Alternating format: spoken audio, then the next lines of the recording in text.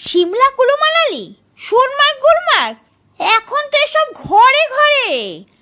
কি দুর্দান্ত একটা আরাম আরাম ওয়েদার, খাবার দাবার একেবারে অন্যরকম। শনিবারের বাজার, ফ্রিজ ঝেড়ে মুছে দুর্দান্ত সব রেসিপি বানিয়ে নিয়েছি। দেখলেই স্যালুট ঠুকতে ইচ্ছা করছে।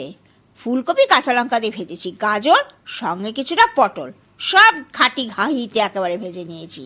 হাতে তৈরি ঘি তো আছে, চটপট ঝটপট দুর্দান্ত সব রেসিপি তৈরি হয়ে যাবে। সব শেষে কাজু দিয়ে ভালো করে কাজুটা লাল হয়ে এলে সমস্ত সবজিগুলো আরেকটু ভালো করে মিশিয়ে নিয়েছি। সঙ্গে নুন আর মিষ্টি একদম টান টান। ঝালের জন্য বেশ কিছু কাঁচা লঙ্কা দিয়েছি। এবার ফ্রাইড রাইসের ঠিক ভাত যেভাবে করে সেভাবে করে রেখেছিলাম। সমস্ত ভাত দিয়ে ধিমি আঁচে এগুলোকে উল্টে পাল্টে ভালো করে ভেজে ঘরে ঝটপটা ফ্রাইড রাইস তৈরি করে ফেলেছিলাম। ছানাও বেশ খানিকটা ছিল, সঙ্গে 2 পিস এই মাল্টিগ্রেন পাউরুটি। আর কেউ খাবে না, ছানার সঙ্গে দিয়ে হালকা করে মাখিয়ে নিয়েছি।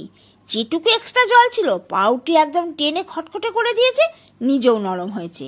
আলুর টুকরো 2টো, সঙ্গে দিয়েছি লঙ্কা বাটা, হলুদ রঙের জন্য আর নুন স্বাদের জন্য। এইবার একটু এপিট ওপিট চাপ দিয়ে একেবারে সুন্দর করে মাখানো হয়ে গেলে ছোট্ট ছোট্ট করে লুই করে আঙুল দিয়ে মাঝখানটা একটু ফুটো করে দিয়েছি। একেবারে অন্যরকম দেখতেও হয়েছে আর খেতেও দারুণ।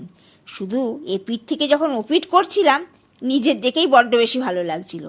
আর এই যে সব কিছু দিয়ে একটু মশলা করে শেষে আবার একটুখানি দিয়ে দিয়েছি গুঁড়ো দুধ।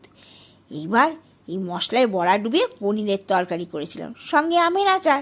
আজ তবে আসি, বাই বাই।